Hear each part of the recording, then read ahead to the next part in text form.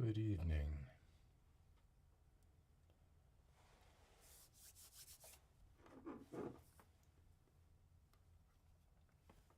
Happy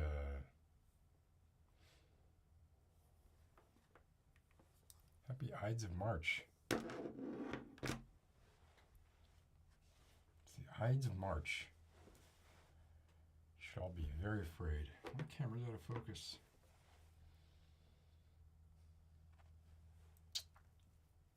Right out of the gate. Right out of the gate. Messed up. Camera's out of focus. Let's see.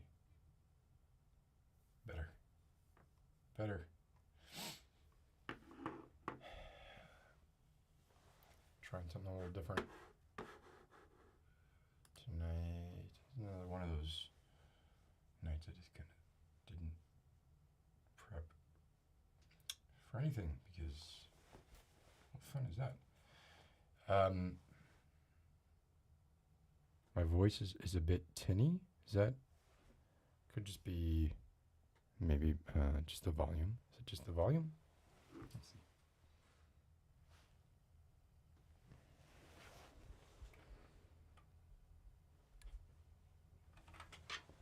I wonder if it's tinny or it's just that I'm not up on the mic.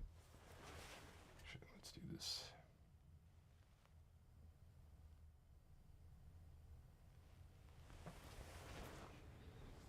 All right, is that better?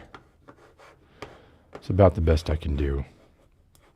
Should be good. This should be normal. I am using the right mic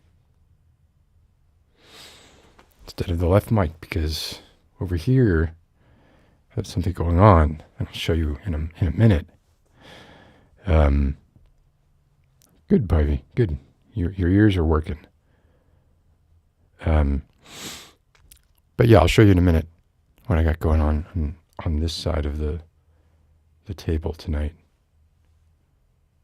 There's something over here. So there's a reason this is a closer shot than it typically is. So I hope you all had a good week. I had my neurology appointment finally. Saw my neurologist. Had not seen. Took 4 months to get an appointment. 4 months. Crippling headaches. Fatigue. Etc. Diagnosis: migraines. It's running my family. Migraines running my family. But I also feel like migraines are not that well understood, and they may actually be indicative of some other kind of etymology or pathology, some other kind of pathology that's manifesting as migraines, and we just haven't really figured out what that is yet. So for now, I get migraines. I can say it officially. I got migraine medication, side effects listed on the migraine medication. Almost gave me a migraine.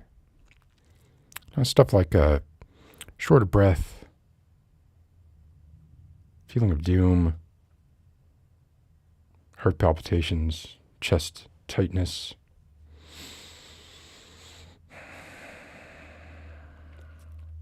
It's going to have to be a really bad headache for me to take one of those pills, I can say that. But whatever, I'm glad it wasn't, a fist-sized. I wasn't glad it wasn't glioblastoma, or any number of horror. I mean, the radiologist would have caught anything, I guess, overtly insane when I had the MRI a couple months ago. But still,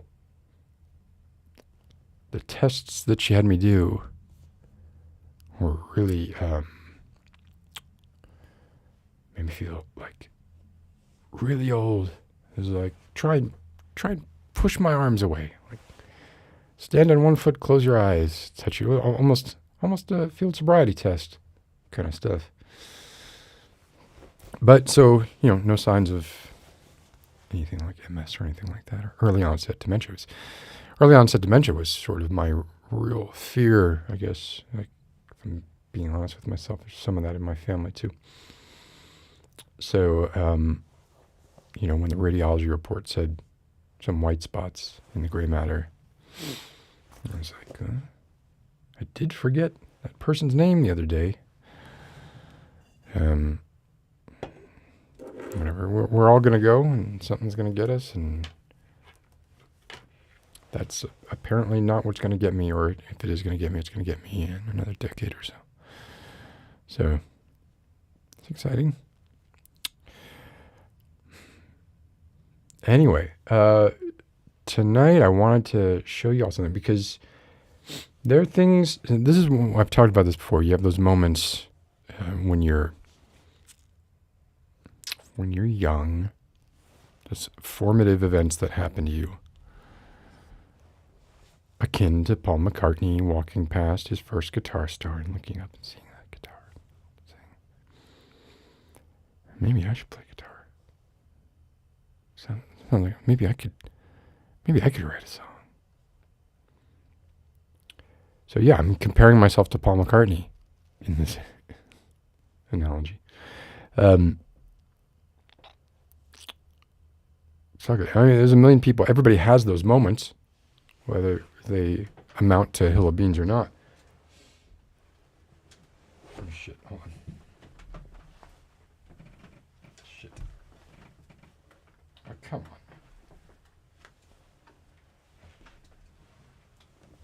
Here's something we could talk about, too.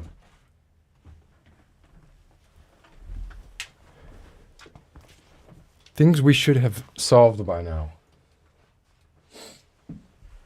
We're doing so much crazy shit. But wires are still such a huge part of our lives. It cause so many issues. Wires should not exist anymore.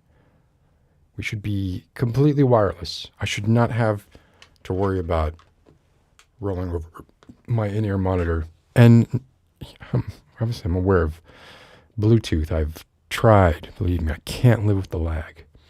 I can't even live with the lag that wired introduces through my DAW. So I am actually listening. That's why sometimes it's tough for me when I'm interviewing someone or talking to someone who calls in, because I listen to the headphone outs of my Sound Devices Mix Pre, which is my preamp ADDA interface for my Mac. And if I listen to the signal after it comes out, I can't stand the little tiny delay. It's a tiny delay, but it's annoying. So I plug straight into the headphone outs of my Mix Pre. Problem solved as far as lag is concerned, but it introduces other problems. And the level I'm hearing, as you all saw earlier, just this very evening, the level that I'm hearing in my ears is not necessarily reflective of the level that you're hearing in your ears. So I have to go off of VU meters. And I wasn't paying attention to the VU meters when I started today, because I got a lot of different stuff going on. Actually, this is a BMPCC 4K. This is usually one of my B cams. And I'm now noticing it's not level. Whatever. I'll let the OCD part of me. It's really hard because the shelves in the back make it really obvious to me that the camera is not level. That's going to drive me crazy. Do I fix it? I'm not going to fix it. I'm going to live with this episode being slightly off center. All right, let me say hi to people. But yeah, wires should not exist. Hey, Stacy, Warp Raven. Oh, Warp Raven could not join, but glad she popped by and say hi. Amy, hi. Pivy. KJ. Ava, oh, it's good to see you. And the purple hearts. I missed those purple hearts. Ivy's saying a lot of stuff. I'm not going to read it all. Olivia, good evening. Maddie. Joe Staples. Hey, Joe Staples. What's going on with this? Jesus. Nice to meet you, Joe. Talk about the neurologist. Joe, do I know you, Joe? Cortimus, good evening. And Neocore. The gang is all here. All right.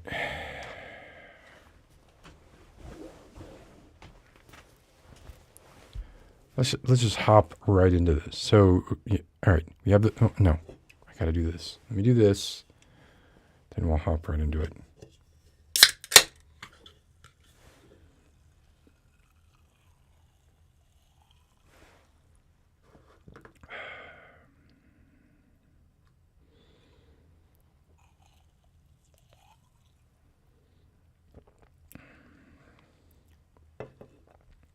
Stacey, you get headaches and seizures. I would think that they would give you priority if you had seizures. That's terrible. I don't get seizures yet.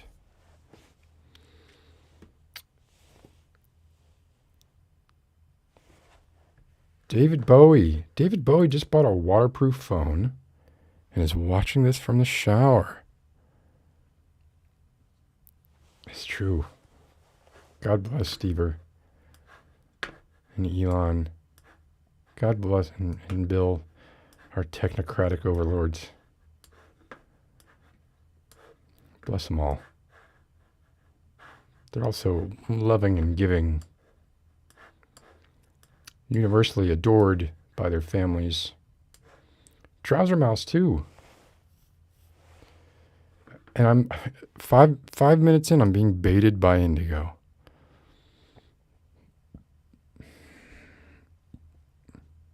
Do I take the bait? You had bad timing, Indigo. Last time. That was on you. I just took advantage of it. And you do it to me. You've done it to me. You've done it to me more than I've done it to you. So I don't feel bad about it. But I hope you're doing well. So, right. So we all have those moments where we come across something or something happens, an event or a thing or a person or a place, which I guess is also a thing, that is in a way shapes and defines our life in a way that maybe we couldn't anticipate. Obviously I'll have several of those, right? And I had a few of them. One of them was this thing I'm going to show you this evening. Oh, hey, Q. I keep score unless I happen to be keeping score in one of the white spots. In which case the score gets lost. College is going well. So one of those events for me was this thing that I'm going to show you. That molded my young brain. I was a very little kid, 6 years old. Just a doggo. 7 years old, maybe 6 or 7. Already was into Dungeons and Dragons. But didn't have a lot of friends my age who played Dungeons and Dragons. Actually, I think that's what started me hanging out with older kids. Now that I think about it. I'll talk about death if I want to. Indigo. Or are you saying you don't? Well, it doesn't matter. I'm not talking about death, but Not because you told me not to talk about death.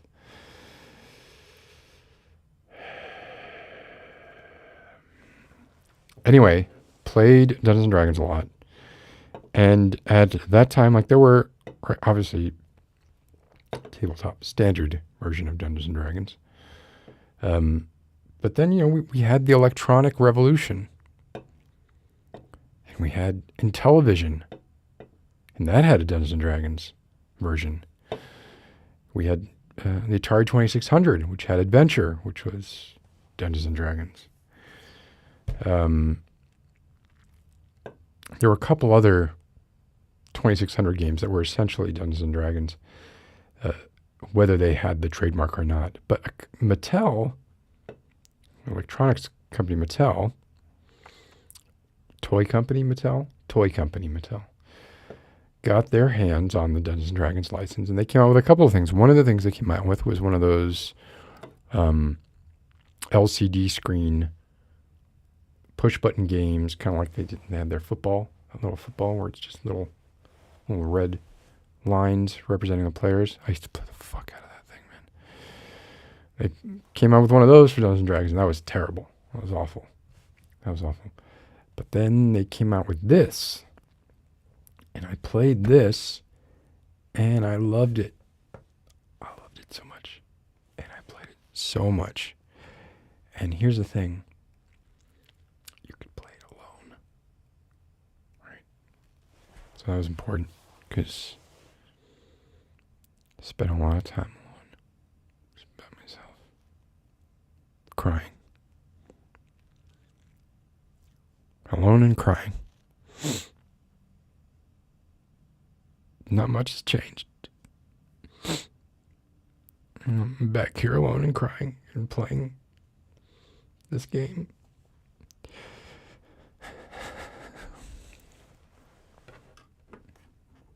And they gave Jamie Lee Curtis the Oscar. What the fuck? And here it is. Look.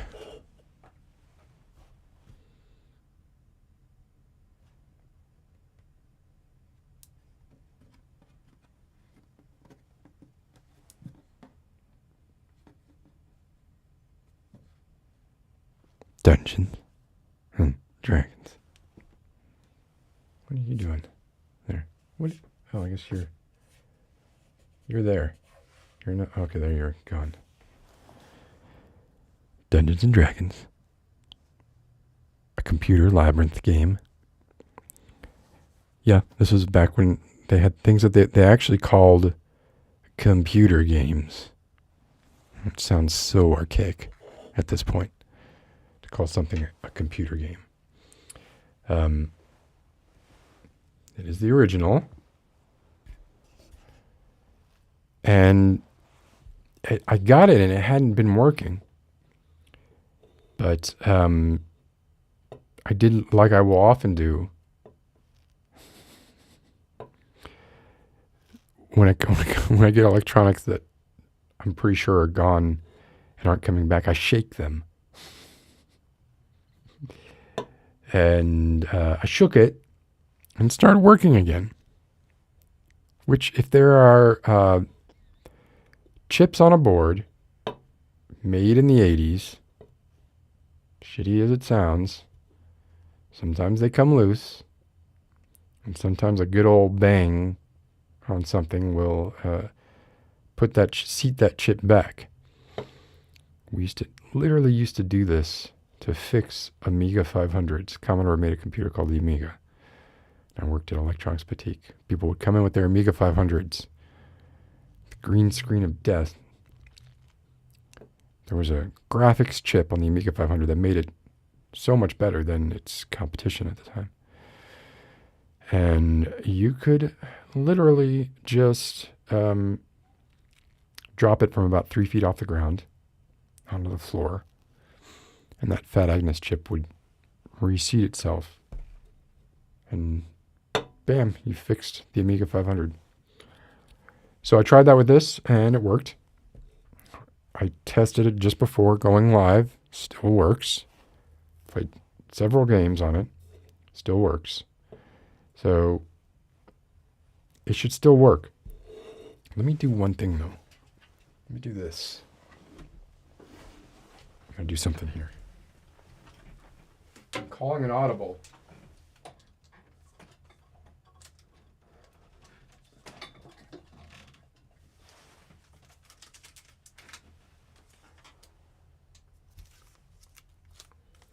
Oh, this is out of batteries, isn't it?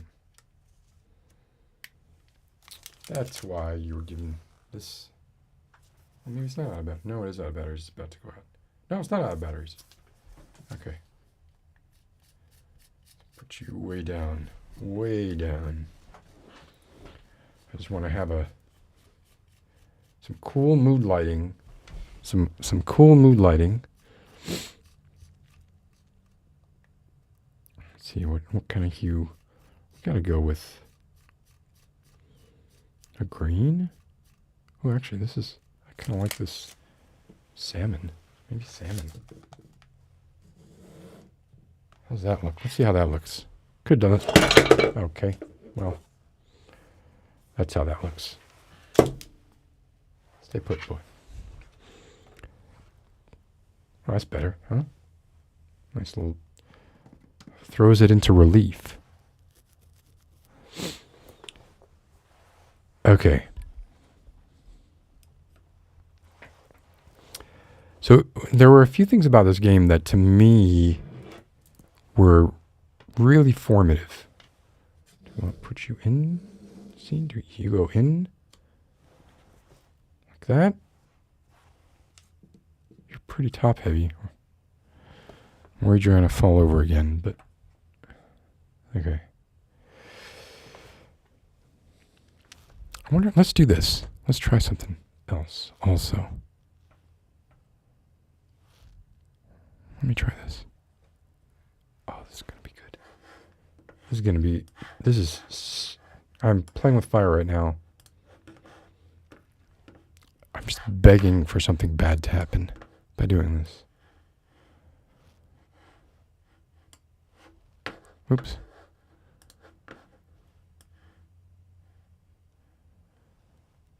Oh, of course, it's the wrong side. Oh.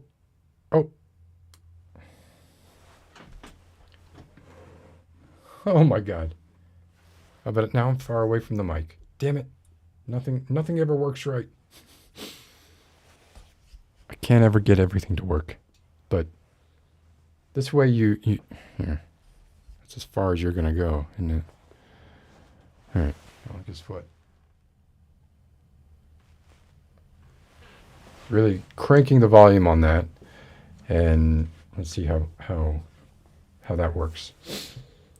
All right, so the thing about this Dungeons and Dragons game, is there any way to get sound better? I don't know. All it does, the only feedback function it has, like some of the most fun games, in my opinion, when you're a kid, were things that basically just limited the amount of information that you had, right? Hey, Jeff. So, I mean, hide and seek is an obvious one. Flashlight tag. That was a good one. And this kind of works off a similar principle, right? All it does, the only information you get when playing this game is audio. So you have to learn the audio cues, and that tells you all the information that you get. Now, really well designed. Like all the pieces come in this drawer.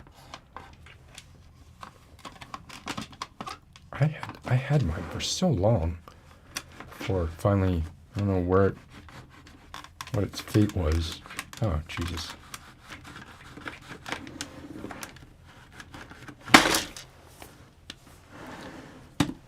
Okay, don't shove that back in there. Hey, Hiver.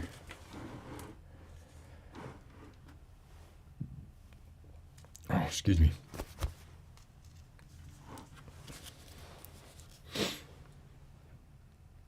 Look at that. It's beautiful. That's beautiful. So all you get from this game is sound. That's it. The whole game is sound feedback. And then you use these pieces to represent what happens. It's a basic, if this were represented in non-electronic form, it would be a tile-laying game, like a tile-laying labyrinth game, like Dragon Quest or something like Dungeon Quest, like Dungeon Quest. Another game probably nobody has heard of. Comes with a little treasure, box of treasure. Comes with 2 soldiers, right? Okay, obviously the soldier that they molded who was holding their weapon out, the weapon broke, so now, here I can go cross-eyed. So now, it just looks like he's, oh no, I guess he has a mace. That is the shortest little mace I've ever seen. Literally thought it was his fist, but no, he actually does. He does have a mace. He's not. But I'm not going to use him. I'm going to use the one they smartly chose to mold with the sword against the body, so that it wouldn't break. And then the dragon. So you have a maze represented here. Right. Somewhere in this maze, okay, this is weird because when I'm looking at the thing, it looks like I'm looking away from the thing, and when I look, can I fix this? I cannot fix this. Maybe I can. Let's see.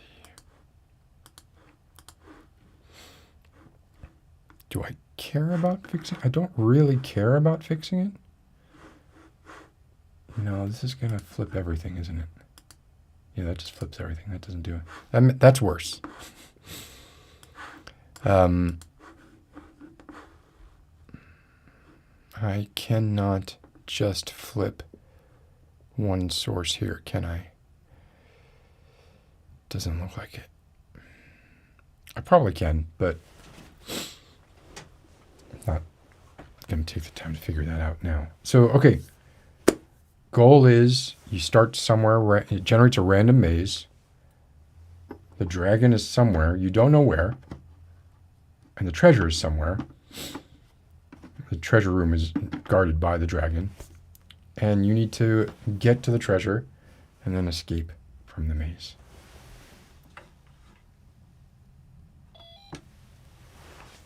And you hear the sounds that you get. Okay. So when your turn is over, you hear this sound. When the dragon is flying, you hear this sound. That's good. When the dragon attacks you. And there's actually like a shift key. This is when the dragon wakes up.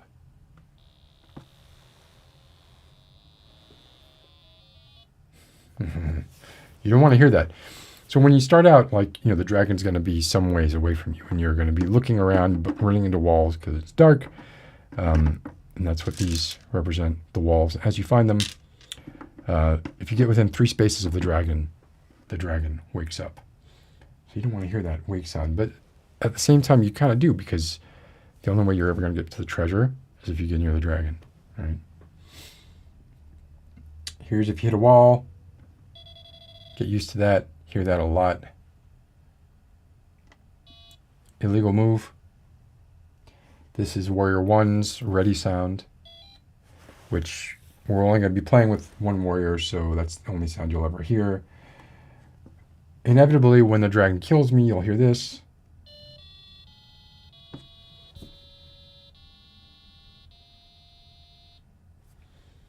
If I ever find the treasure, you hear this. And if I ever get the treasure back to my safe room,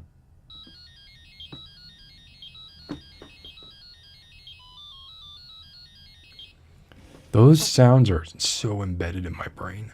Like so much. I can't tell you. I feel like this is a little too... Let's give a little less room to the game. Like that, I hear that in my sleep. I can move you over now. Ooh, look at that as I move it. The shadows cast. This is... I'm getting into this now. All right.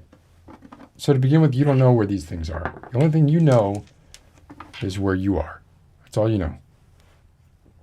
And we're just going to start the game, which I think you do by just picking your safe room and then hitting next turn. And this little rat, this is going to be my safe room. You notice I'm strategically kind of placing my safe room not against a wall, right? And because now I know it's not going to be able to put the treasure room here because there's only 2 spaces. This is an 8x8 board, just like a chessboard, right? So if I put it here, I know it just lowers the amount of real estate I have. If you're playing 2-player, you got to get the treasure before the other guy does. So you might not want to play that way, but for this case, I'm going to put the rat and mark it. That is my home. And that's it. Now we get to start playing. So you basically want to kind of like move in a way. There is some strategy, right? The strategy is the last thing you want to do is through some form of luck get to the treasure room and get the treasure without knowing much about your surroundings, because you can't go through walls, but guess what? The dragon flies over walls. You also can't move diagonally, but guess what can move diagonally? The dragon can move diagonally. You can move 8 spaces at a time when you're not injured. Dragon can only move 1 space at a time. So that's your advantage. The dragon attacks you, you actually survive. You get sent back home, and then you can only move 6 spaces, then 4 spaces, and then you die. So the first thing I usually do when playing this game is I want to know the wall layout near my escape area.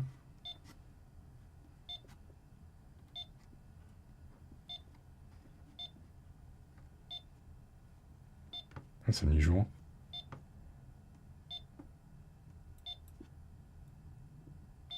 Wait a second.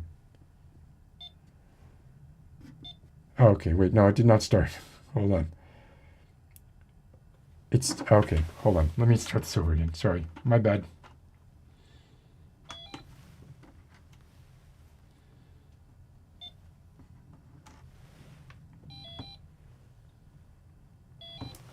Okay, now, pretend, rewind 15 seconds. Here we go. Okay. See, bam, a wall right out of the gate. So now we know there's a wall there. Sucks to have a wall right up against your safe room. That sucks. It's not a good way to start.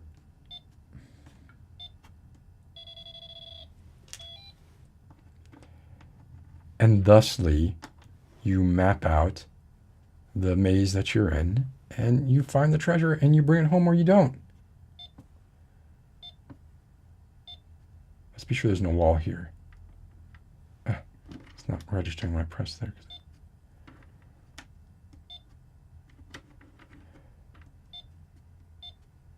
See, technically there's not really any kind of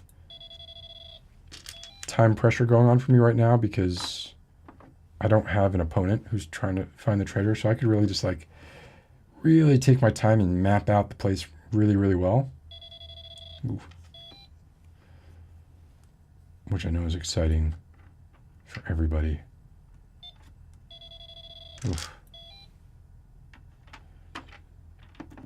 But this was so fascinating to me, how you could do all this with nothing more than sound. I mean, it's like Marco Polo or flashlights. Well, it's really more like Marco Polo, right?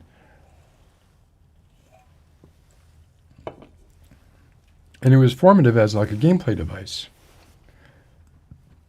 that would stick around in my head that I would use, years later. Oh, I like this little side area.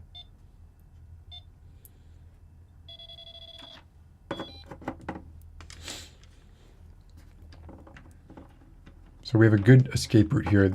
Here's the problem with this escape route. Like if I were trying to get back to my safe room and I went back up here and then back down while the dragon's flying at me, I'm as good as dead. Right, so this is not the way I want to go back to my, in fact, I'm playing this safe.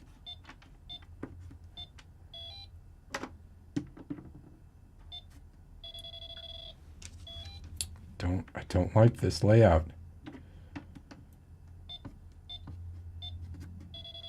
Oh, it's a bad layout. It's bad. Kidding me? Fucking cul-de-sac?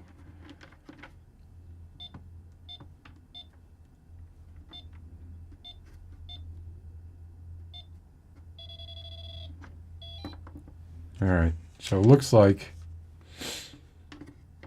I'm assuming the dragon's like, let's say the dragon's like here or something, right? Let's be sure I can get back. That way, yep.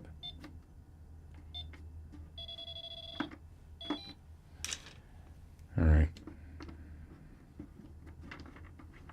Oops.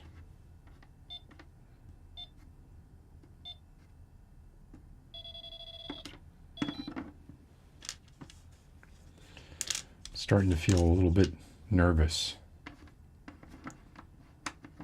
You know, we've covered almost half the board here.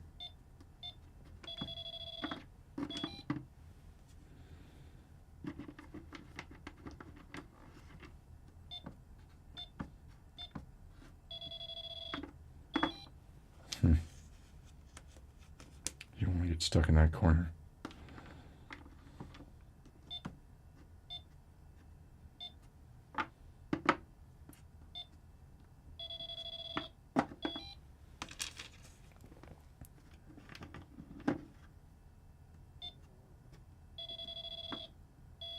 Wait a second. Where was I? Was I here? No. Yes. Okay.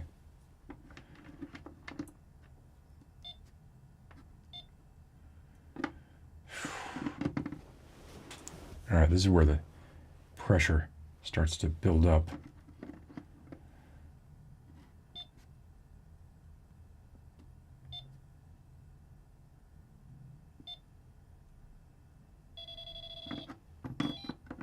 Okay, the dragon's definitely out there. The dragon must be over here.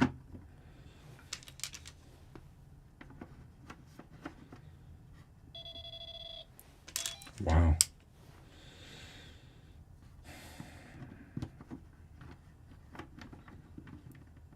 Oh, get.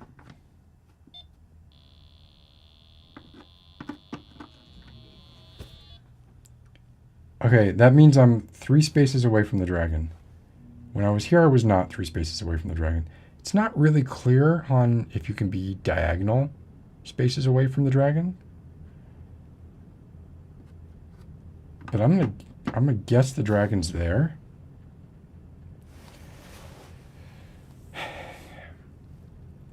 Which means the treasure is there also, right? So now here's our dilemma. We're playing single player, right? So the dragon's just going to make a beeline for us. So our only way to really get to the treasure is to lure him away from the treasure, right? And then go get it in a way that, with his slowed movement, he will not get us. But I don't know much of the layout of this area. So I hope there's not a wall here.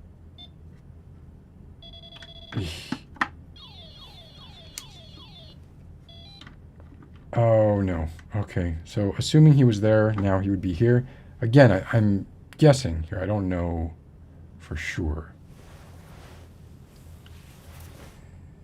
But I'm kind of fucked. I'm fucked. Because, like, well, I could just do this. Let's hope he's not.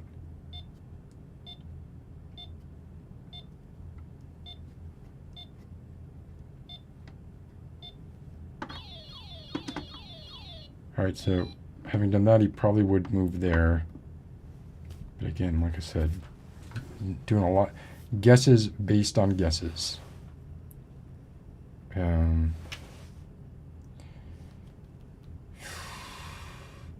Actually, what I want to do is just, I want him to get a little closer.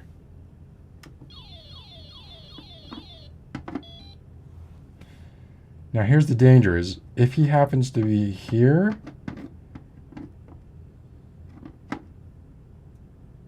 let me move a little bit further.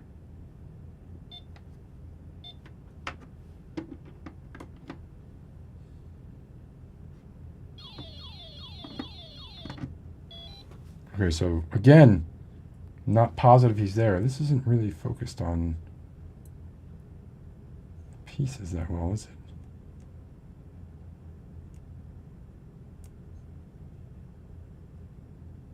Let's get it a little better.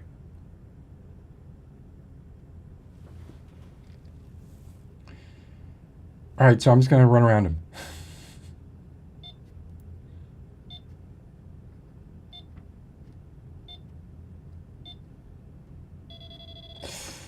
Shit.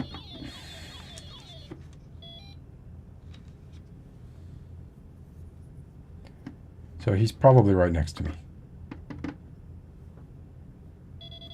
And yep. So, okay. I got attacked. There you go. Sent back home. Now I can move 6 spaces. The dragon will start moving towards, I'm guessing that the treasure was like here. The dragon will start moving back towards the treasure until he sees me again, which he will do almost immediately, because I'm just gonna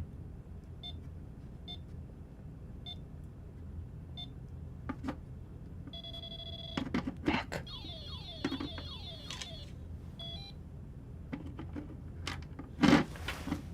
Yeah, now I'm definitely playing with fire. If this is a wall, I'm fucked.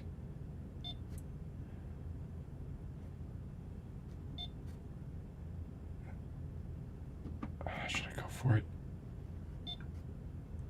That's not the treasure.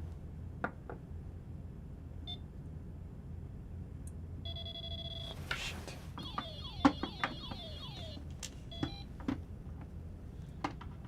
Well, I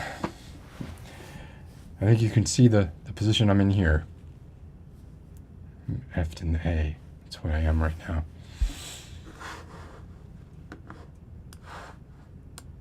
F'd in the fucking A. Maybe there's not a wall here. Ooh, shit. Shit.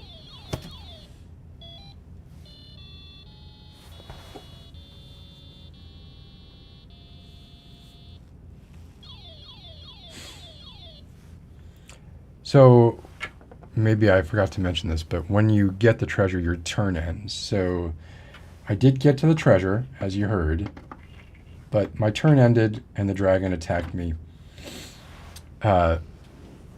If you have the treasure and the dragon attacks you, you die. The game just ends. So that's this game. That is the entirety of this game. And I don't think I could begin to tell you like how much time I spent playing this.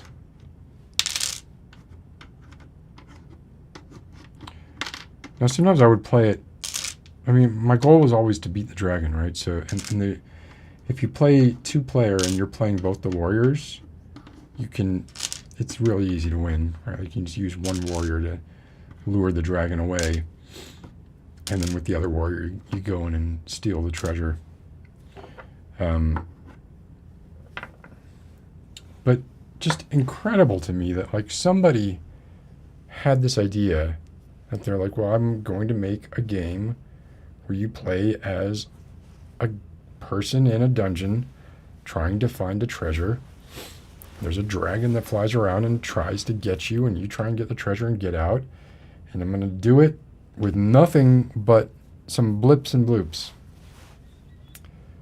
Now, I'm guessing this started as just a labyrinth game, right? Like I probably just started as a, you know, it's a maze and you need to kind of figure out the maze-like parts of it.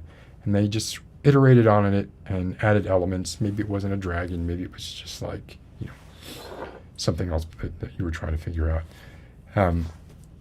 But what's incredible to me is how, like, this is how you can see like the evolution of how an idea like this with very simple mechanics could be turned into something with a little imagination, right? Like there's definitely imagination required on the part of the player when using this, right? But you could take it and with some art and some set design, got set design right here, not 100% sold on just the fact that every square is just like a different icon. But I guess they had to put something there. It couldn't just be like rubble. That would be boring. And you can create something that, like, oh man, like even just these images give me so much nostalgia. So you can just imagine me 7 years old with this, carrying it to like a corner of the living room or something like that, right? It has a plug for headphones. The plug doesn't work. I don't know that I even had headphones when I was 7. No idea. But going to a corner of the living room with this and just sitting there like curled over it, maybe I turn on as many lights as possible. Just try to immerse myself in that world as much as I possibly could. And yeah, I definitely want to make an ASMR video with this. This is the reason that I got it, but I figured I would show it to you all tonight. Now I gotta turn this back down because it's super loud. And if I'm talking into it at the volume I was talking before, it's gonna blow everybody's ears off. Might be doing that anyway. I'm here. I kind of like this. This is the thumbnail.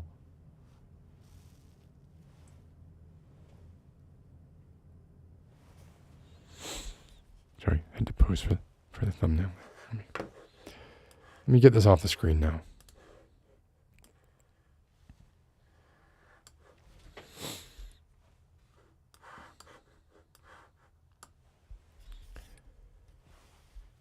And I'll get my bar light out of here too.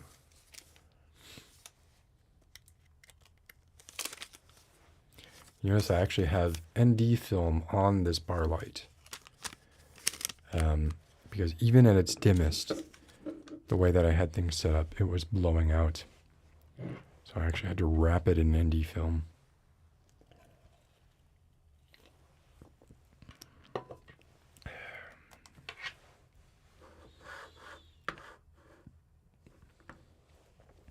It's a great game. It's a great game. I when it wasn't working, I went on eBay to see, and it's like $100 now. When I got it, it was like $50. And this is in perfect condition. Like the box the box is a little bit, but even the box is something to behold.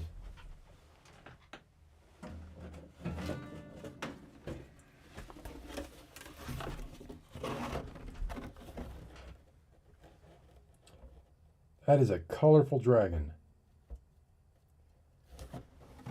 You know, what I thought were like its head frills are actually its wings. Those wings could never support that dragon.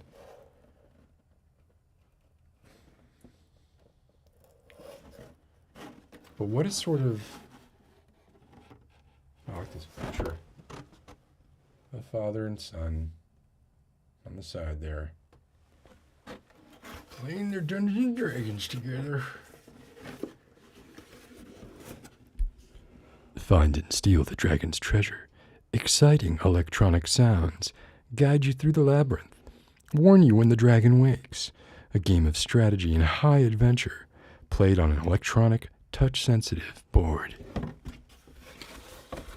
How could you see this at Lionel Playworld or Toys R Us and not beg for it? I was privileged, so I begged for it and I would get it. This actually, you can see a Toys R Us sticker on this. This was bought at Toys R Us, and the sticker's actually still there. I wish you could see the price. I bet you it was like $20, something like that. Right?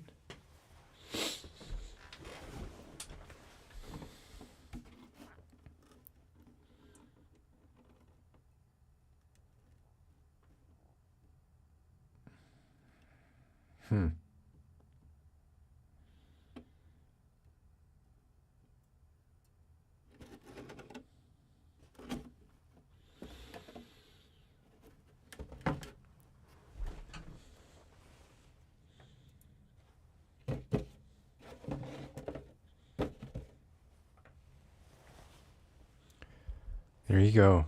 That was my Dungeons and Dragons when I did not have friends who played Dungeons and Dragons. I would play Dungeons and Dragons. I remember trying to play Dungeons and Dragons with my sister, but she was not into it. And then I ended up meeting someone who was a couple of years older than me, who were friends of the family, and played Dungeons and Dragons with them. They are the ones who introduced me to Def Leppard and Motley Crue and Black Sabbath and Judas Priest and Iron Maiden. And that's how that all got started. All before the age of 10. Just a little lad.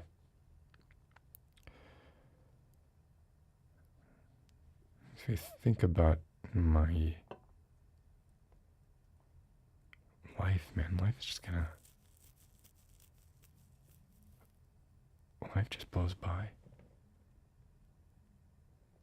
Just...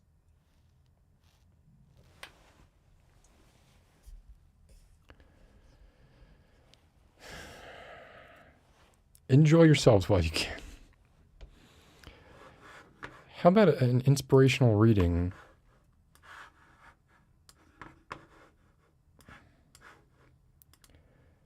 I can defeat the dragons, but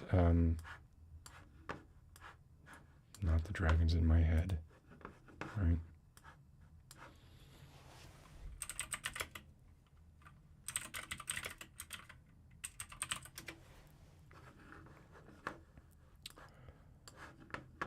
Let's see if we can find this.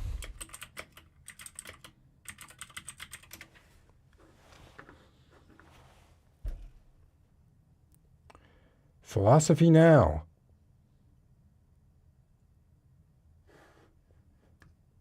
There's got to be a...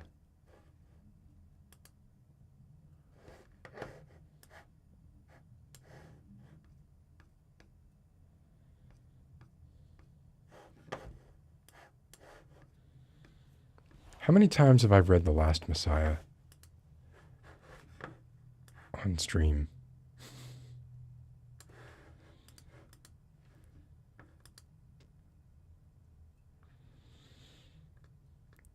Not enough. That's my answer.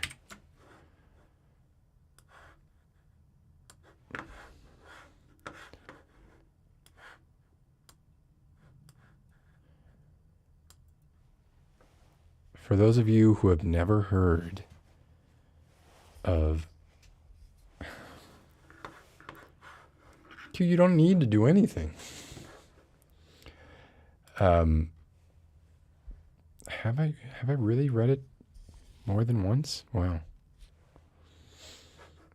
I know I quote from it quite a bit. I'm just being redundant at this point. I mean, this is the 93rd multiple hour episode of this. I can tell you this is a new, whatever this is a new typesetting. Somebody put some effort into this. I feel like it would be disrespectful not to read this new version, possibly a new translation of The Last Messiah. So let's do that.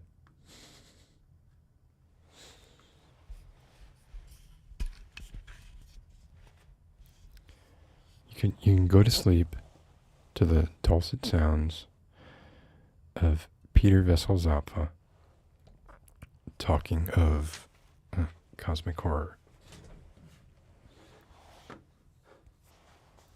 All right. Get ready for this.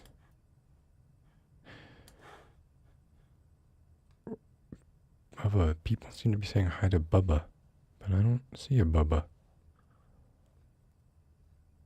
How come I have no Bubba showing up?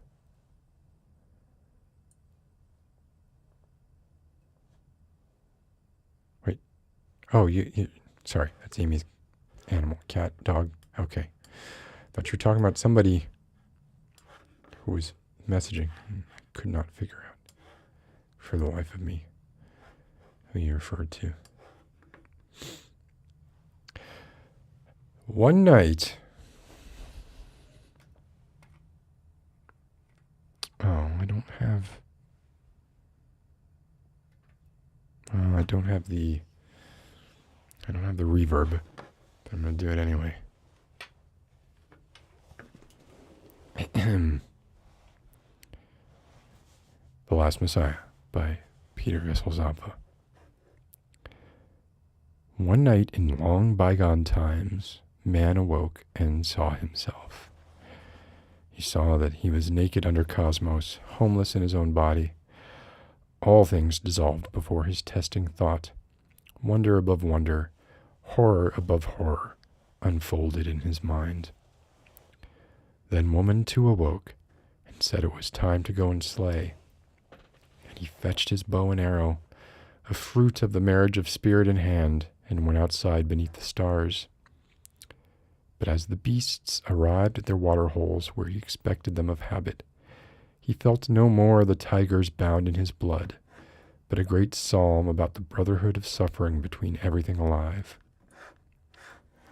That day he did not return with prey, and when they found him by the next new moon, he was sitting dead by the water hole. Whatever happened, a breach in the very unity of life, a biological paradox, an abomination and absurdity and exaggeration of disastrous nature, life had overshot its target, blowing itself apart. A species had been armed too heavily by spirit made almighty without, but equally a menace to its own well-being. Its weapon was like a sword without hilt or plate, a two-edged blade cleaving everything. But he who is to wield it must grasp the blade and turn one edge towards himself. Despite his new eyes, man was still rooted in matter. His soul spun into it and subordinated it to its blind laws.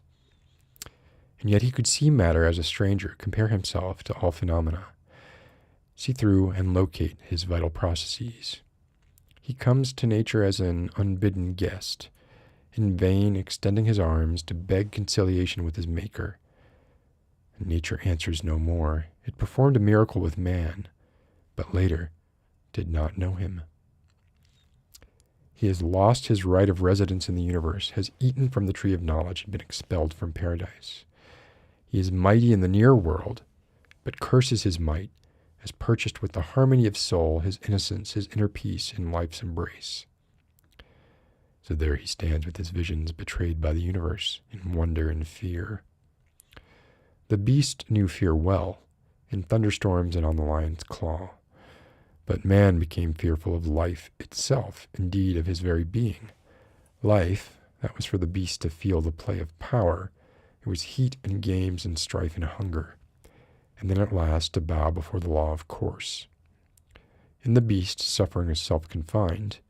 In man, it knocks holes into a fear of the world and a despair of life. Even as the child sets out on the river of life, the roars from the waterfall of death rise highly above the veil, ever closer and tearing at its joy. Man beholds the earth. It is breathing like a great lung.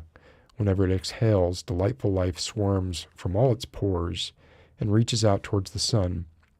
But when it inhales, a moan of rupture passes through the multitude, and corpses whip the ground like bouts of hail. Not merely his own day could he see, the graveyards wrung themselves before his gaze. The laments of sunken millennia wailed against him from the ghastly decaying shapes. The earth turned dreams of mothers. Future's curtain unraveled itself to reveal a nightmare of endless repetition, a senseless squander of organic material. The suffering of human billions makes its entrance into him through the gateway of compassion. From all that happened to arise a laughter to mock the demand for justice, his profoundest ordering principle. He sees himself emerge in his mother's womb. He holds up his hand in the air, and it has 5 branches. Whence this devilish number 5? And what has it to do with my soul? He is no longer obvious to himself. He touches his own body in utter horror. This is you, and so far do you extend, and no farther. He carries a meal within him. Yesterday it was a beast that could itself dash around, and now I suck it up and make it part of me. Where do I begin and end? All things chain together in causes and effects, and everything he wants to grasp dissolves before the testing thought. Soon he sees mechanics even in the so far whole and dear, in the smile of his beloved. There are other smiles as well, a torn boot with toes. Ooh, I like that. A torn boot with toes. Eventually, the features of things are features only of himself. Nothing exists without himself. Every line points back at him. The world is but a ghostly echo of his own voice.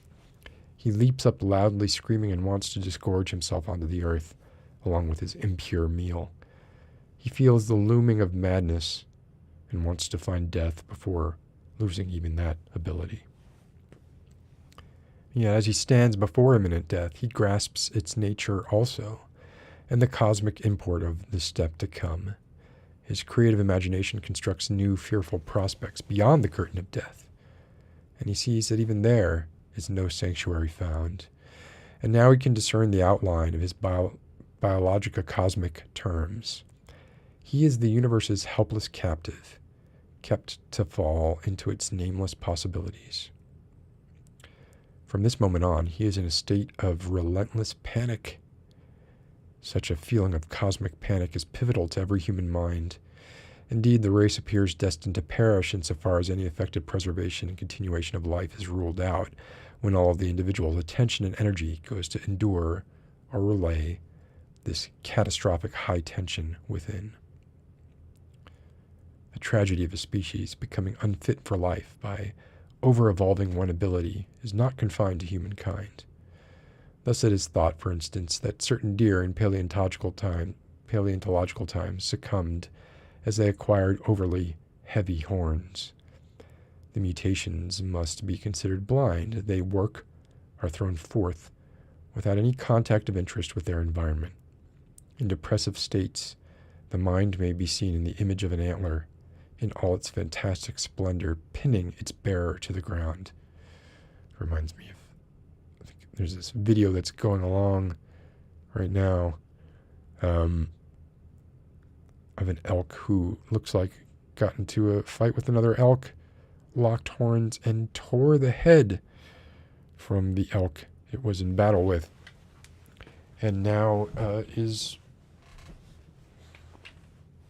a grisly sort of reminder of the cost of these kinds of displays of dominance, as it is an elk running around with another elk's head tangled in its horns. It's a sight to see. Why then has mankind not long ago gone extinct during great epidemics of madness?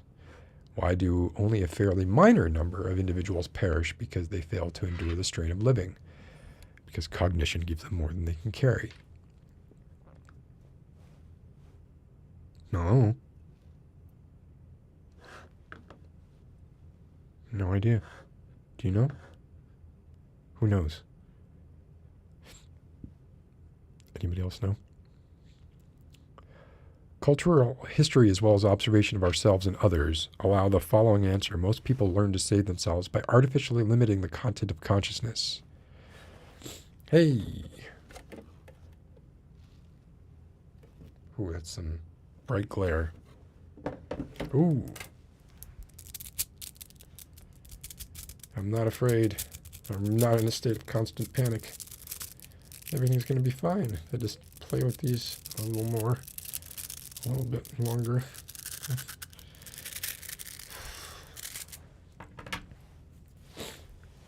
If the giant deer at suitable intervals had broken off the outer spears of its antlers, it might have kept going for some while longer, yet in fever and constant pain, indeed in betrayal of its central idea, the core of its peculiarity, for it was vocated by creation's hand to be the horn-bearer of wild animals. Do you know, I once,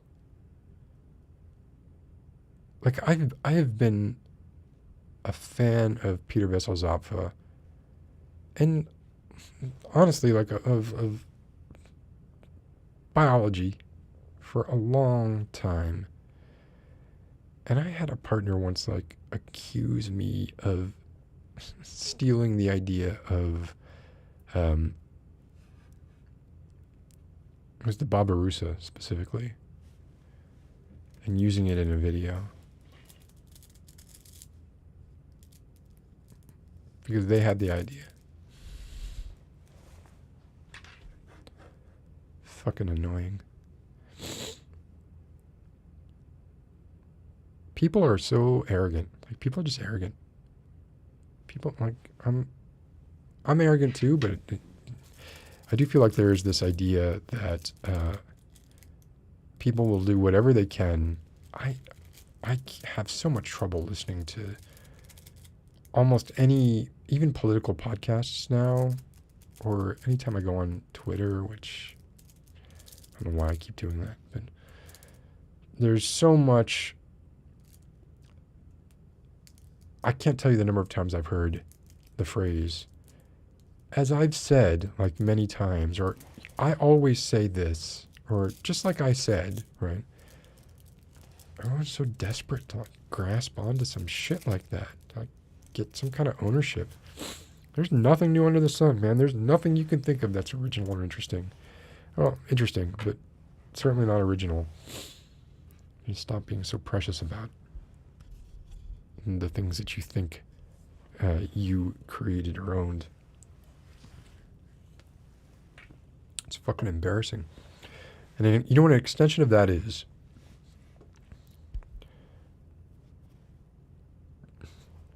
People who preach about the end times.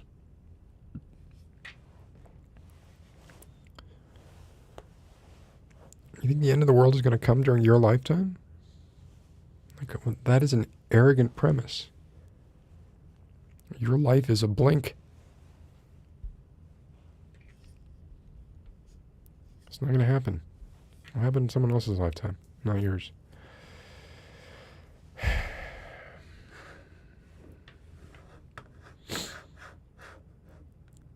Everybody's full of shit. Everybody's full of shit. God. So fucking, now I'm just pissed off.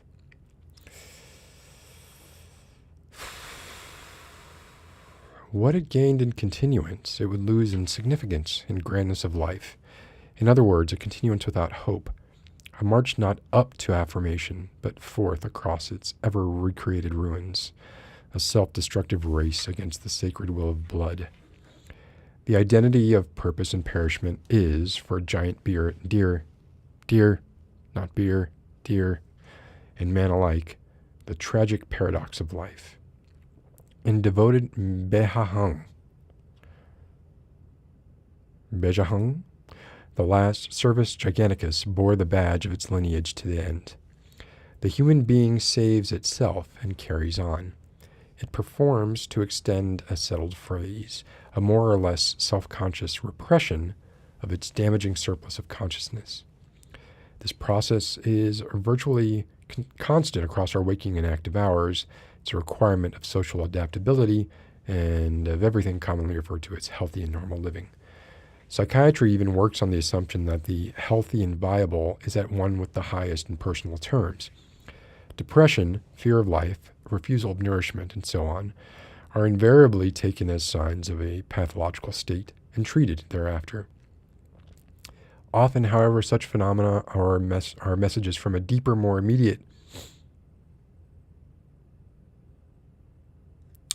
Well, this is wrong.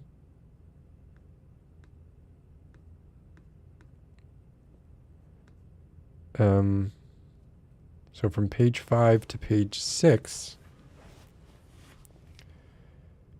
such phenomena are messages from a deeper, more immediate others. Something's missing there. It has a crisis of confusion and anxiety and promptly looks around for another anchoring. In autumn, I will attend middle school.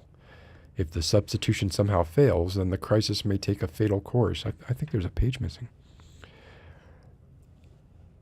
Or else what I will call an anchoring spasm occurs. One clings to the dead values, concealing as well as possible from oneself and others the fact that they are unworkable, that one is spiritually insolvent.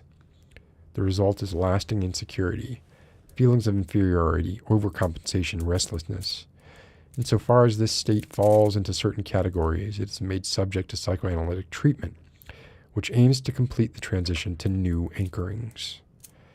Anchoring might be characterized as a fixation of points within, or a construction of walls around the liquid fray of consciousness. Though typically unconscious, it may also be fully conscious. One adopts a goal. Publicly useful anchorings are met with sympathy. He who sacrifices himself totally for his anchoring, the firm, the cause, etc., is idolized. He has established a mighty bulwark against the dissolution of life, and others are, by suggestion, gaining from his strength. In a brutalized form, as deliberate action, it's found among decadent playboys. One should get married in time, and then the constraints will come of themselves. Thus, one establishes a necessity in one's life, exposing oneself to an obvious evil from one's point of view, but a soothing of the nerves, a high-walled container for a sensibility of life that has been growing increasingly crude. Ibsen presents, in Hjalmar Ekdal and Molvik, two flowering cases, living lies.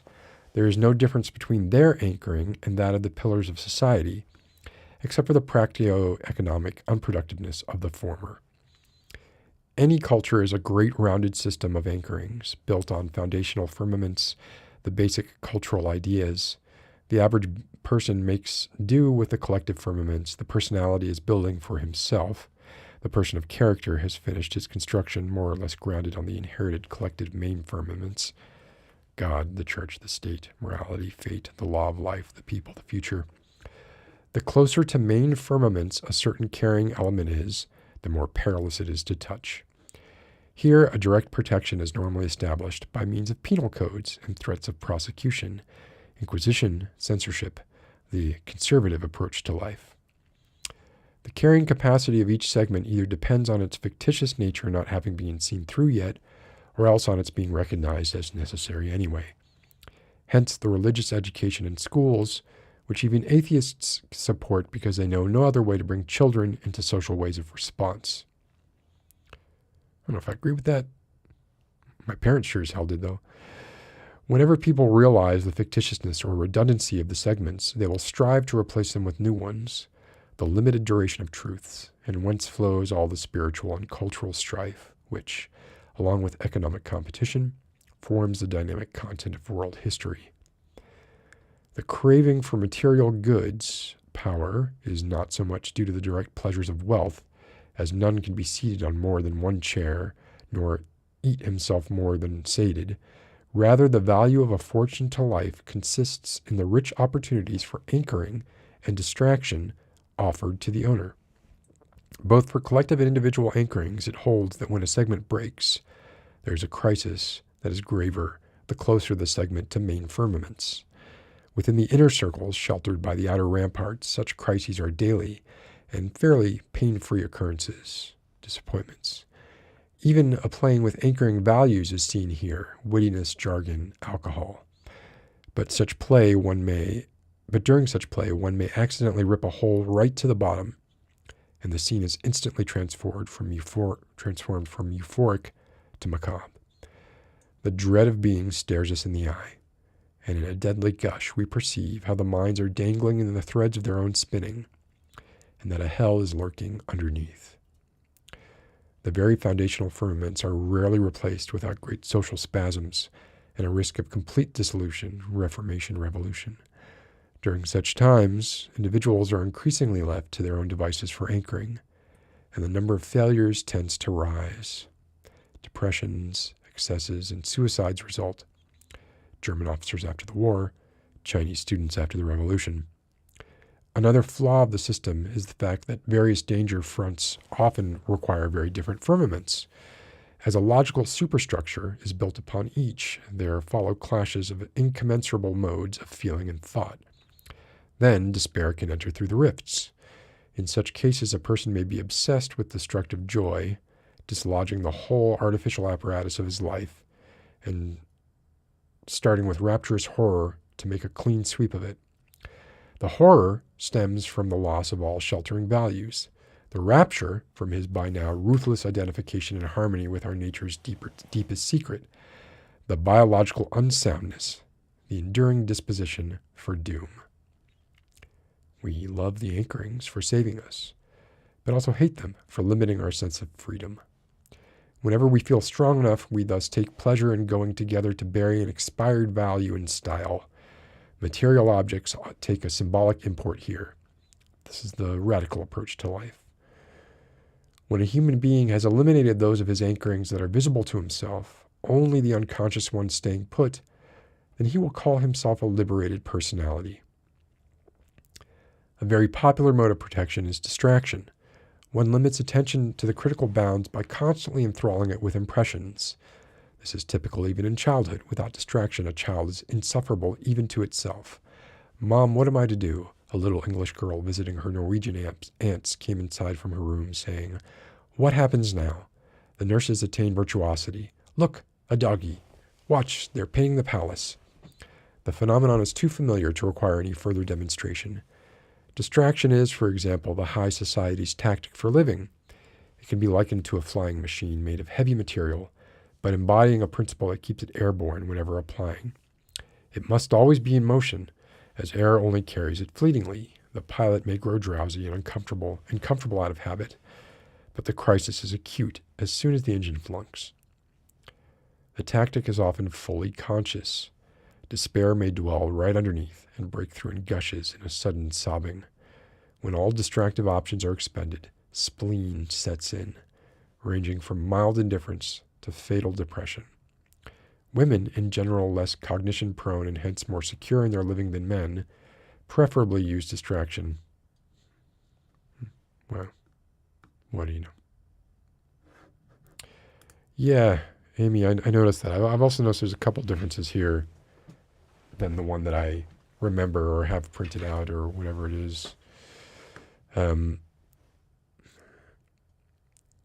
think this is just a totally different translation. I'm pretty sure this line, "Without distraction, the child is insufferable to itself." I recall it being, "Without distraction, the child is insufferable even to itself." A minor point, but it does make me think I'm reading a different text here. I also don't recall engine flunks in the translation. I remember. Perhaps this is just not as good a translation. Or maybe it's a better translation. Who am I to know? Who am I to judge? Pure examples of life panic are presumably rare, as the protective mechanisms are refined and automatic, and to some extent unremitting. But even the adjacent terrain bears the mark of death. Life is here barely sustainable, and by great effort. Death always appears as an escape. One ignores the possibilities of the hereafter. And as the way death is experienced is partly dependent on the feeling and perspective, it might be quite an acceptable solution. If one in statu mortis could manage a pose, a poem, a gesture, to die standing up, i.e. a final anchoring, a final distraction, acis is death, then such a fate is not the worst one at all. The press, for once serving the concealment mechanism, never fails to find reasons that cause no alarm. It is believed that the latest fall in the price of wheat, etc. When a human being takes his life in depression, this is a natural death of spiritual causes. The modern barbarity of saving the suicidal is based on a hair-raising misapprehension of the nature of existence. Yeah, this is different. Like, I remember quotes from this that I'm reading here, and they're phrased differently. Only a limited part of humanity can make do with mere changes, whether in work, social life, or entertainment. The cultured person demands connections, lines, a progression in the changes. Nothing finite satisfies at lengths. One is ever proceeding, gathering knowledge, making a career. This is true. This is the treadmill, right? The phenomenon is known as yearning or a transcendental tendency. Whenever a goal is reached, the yearning moves on. Goalposts get pushed back. Hence, its object is not the goal, but the very attainment of it, the gradient, not the absolute height of the curve representing one's life, like Sisyphus, right? This would be like either the actual Sisyphus or even Camus' myth of Sisyphus. The promotion from private to corporal may give more valuable experience than the one from colonel to general. Any grounds of progressive optimism are removed by this major psychological law. The human yearning is not merely marked by a striving forward, but equally by an escape from. Let me check something here. Okay, we're getting close. If any humans are yearning for the end of this particular distraction, excuse me, that was sounded like something that it wasn't. I don't really know what it was.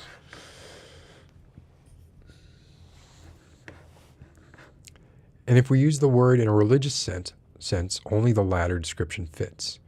For here, none has yet been clear about what he is longing for. But one has always a heartfelt awareness of what one is longing away from, namely the earthly vale of tears, one's own unendurable condition. Yeah, the phrase that really stood out to me from this is the phrase about depression being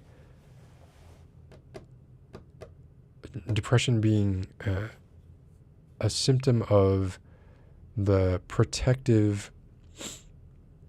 spiritual protections failing to defend one's psyche from the horror of life, right? Which I'm not seeing this.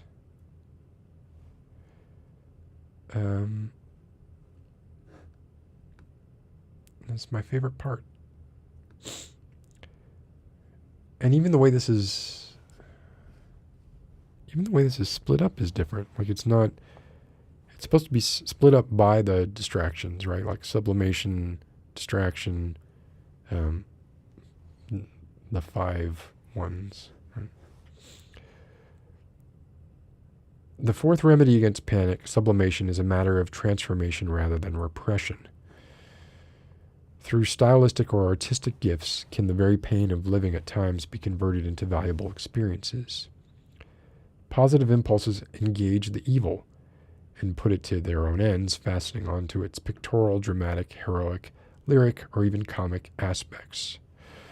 Unless the worst sting of suffering is blunted by other means or denied control of the mind, such utilization is unlikely, however. Image, the mountaineer does not enjoy his view of the abyss while choking with vertigo. Only when this feeling is more or less overcome does he enjoy it, anchored. To write a tragedy, one must to some extent free oneself from, betray the very feeling of tragedy and regard it from an outer, that is, atheistic point of view, aesthetic point of view. Here is, by the way, an opportunity for the wildest round dancing through ever higher ironic levels into a most embarrassing circulus vitosus. Here one can chase one's ego across numerous habitats, enjoying the capacity of the various layers of consciousness to dispel one another. The present essay is a typical attempt at sublimation. The author does... Yeah, this is not worded right. This is annoying me. The author does not suffer. He is filling pages and is going to be published in a journal. The martyrdom of lonely ladies also shows a kind of sublimation. They gain in significance thereby. Nevertheless, sublimation appears to be the rarest of the protective means mentioned here. Is it possible for primitive natures to renounce these cramps and cavorts and live in harmony with themselves in the serene bliss of labor and love? Insofar as they may be considered human at all, I think the answer must be no. The strongest claim to be made about the so-called peoples of nature is that they are somewhat closer to the wonderful biological ideal than we unnatural people. And when even we have so far been able to save a majority through every storm, we've been assisted by the sides of our nature that are just modestly or moderately developed.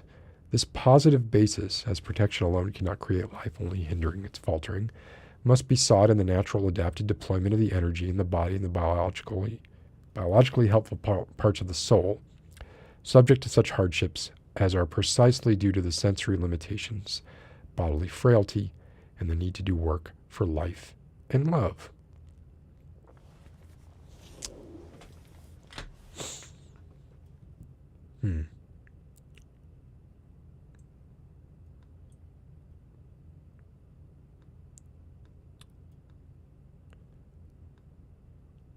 Yeah, I don't like that.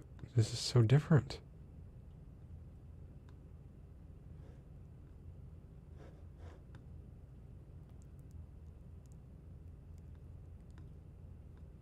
Okay. Let's skip to the end. If we continue these considerations to the bitter end, then the conclusion is not in doubt. As long as humankind recklessly proceeds in the fateful delusion of being biologically fated for triumph, nothing essential will change. As its numbers mount and the spiritual atmosphere thickens, the techniques of protection must assume an increasingly brutal character, and humans will persist in dreaming of salvation and affirmation and a new Messiah. Yet when many saviors have been nailed to trees and stoned on city squares, then the last Messiah shall come. Then will appear the man who is, as the first of all, has dared strip his soul naked and submitted alive to the outmost thought of the lineage, the very idea of doom. A man who has fathomed life and its cosmic ground, and whose pain is the earth's collective pain.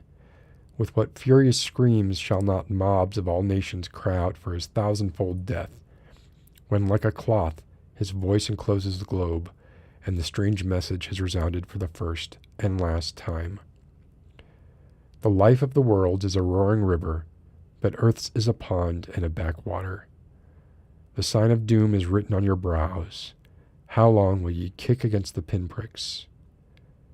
But there is one conquest and one crown, one redemption and one solution. Know yourselves. Be infertile, and let the earth be silent after ye.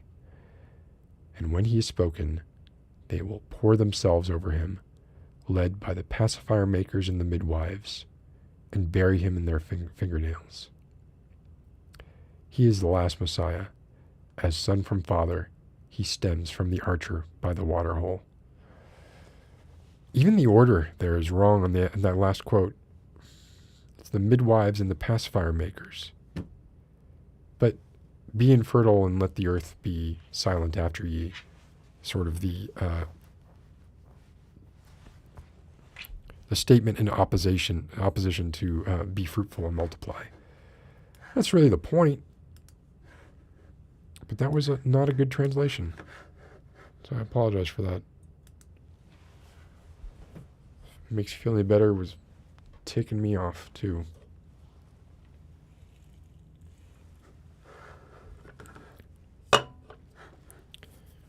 All right.